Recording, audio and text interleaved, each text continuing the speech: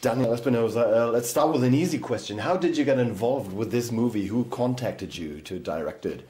It was 3 producers from that worked at a company. It's called the Scott Stupper Productions. They worked within, Universal Studio System, and they had seen Snabba Cash and were interested. So they sent over the script. I by that time had gotten around 40 scripts, but Universal had. I was looking for studios that had like a tradition to work with European film directors, and that had done work within that system that I respected. And I thought that Paul Greengrass's work on the Bourne movies were very similar to his work in Europe. He had managed to maintain the style of Sunday Bloody Sunday and stuff like that, and I thought that was a place, that was the kind of place that I was looking for, because you don't want to lose your soul over there, then there's no point in being there. So when they sent over the script, I took a look at it a bit more serious, and Safe As was a script that there was what you would call like a page turner, strong pace, strong movement, good twists. It gives you the sensation that you're allowed to go behind the curtains and see parts of the American agency that you might not have seen before.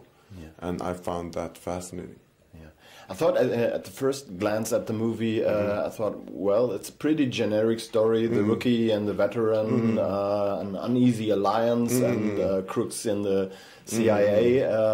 But underneath is more. Was that always there, or did you bring something to it to make it stick out from other movies that I've dealt with? I mean, what I've found challenging with working and going over to the States, it's somehow that, I thought that I have to work within contrast of traditions, because they will offer me something that, you might call generic, like you say, but that's somehow the challenge, because my work from my movies are character, and somehow give things like a second layer. In my Swedish movie, I had a character who was a Yugoslavian Serbian hitman, and he had a daughter. That's pretty cliche. But sometimes our labels are cliche, but us as humans are not. So that I think was the interesting challenge, to somehow give those characters not a layers, some depth. Yeah.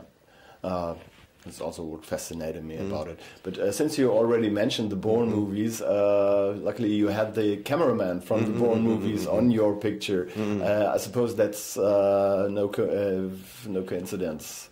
Well, I met many different cinematographers.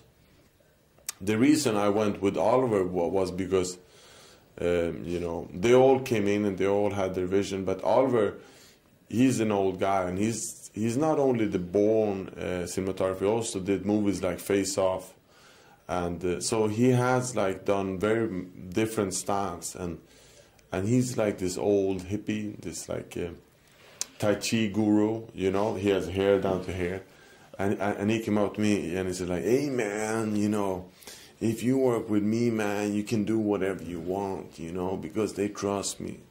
And I like that, because that's always the big fear when you're doing a studio movie, that you're going to be forced down into a style that's not yours. And if you look at this movie and my old movie, I think the styles in between there are more similar than with this and Bourne, There are similarities, yes, of course. Yes. Yeah. Now, on your first international movie, you already have a great cast with Ryan Reynolds and Denzel Washington. Well, was it a bit intimidating, since Denzel Washington is also one of the producers, so to speak, he's also your boss? I don't see producers as my boss. you know, I don't, you know, I don't deal like that. I come from a tradition where I'm, as a director, I am the boss. You know, I do the movie. They don't do the movie. And if they have a problem with that, I can go home, you know. But meeting Denzel, you know, he never put on his producer hat. He never used that kind of, you know, pressure on me. He was always very, very kind. For me, it was intimidating sitting down with Denzel because he's one of those actors that I've been admiring since I was a kid. So I had to figure out how to deal with that, you know, because when you're going to make a movie, you have to be the captain of the ship. And if you can't do it, you shouldn't do it, you know. And I went over to my friends in Stockholm and I said, you know, I need somehow, you know, I can't show up on set and not knowing this guy, you know. I don't know, how do I know what his cadence is, what his rhythm is? And then a friend of mine said, you know, why don't you write with him? So, and then I went back to, I thought it was a great idea, so I went back to my producers and said, can I get Denzel's time to sit down in a room with me and write with me? And they asked, and Denzel agreed, and we sat down and we worked for around 3 months. Mm-hmm. On the script? So on the script, yeah. And on his character mostly. Yeah. But it was like an opportunity for me to be able to sit in a room and just talk. So somehow, slowly, you become two humans, you know? And you can have real arguments because you know each other and you're not afraid. So, and you can have real fights. And, you know, scream at each other, discuss, talk, you know, reminisce. And not about just the character, but who we are and what we come from.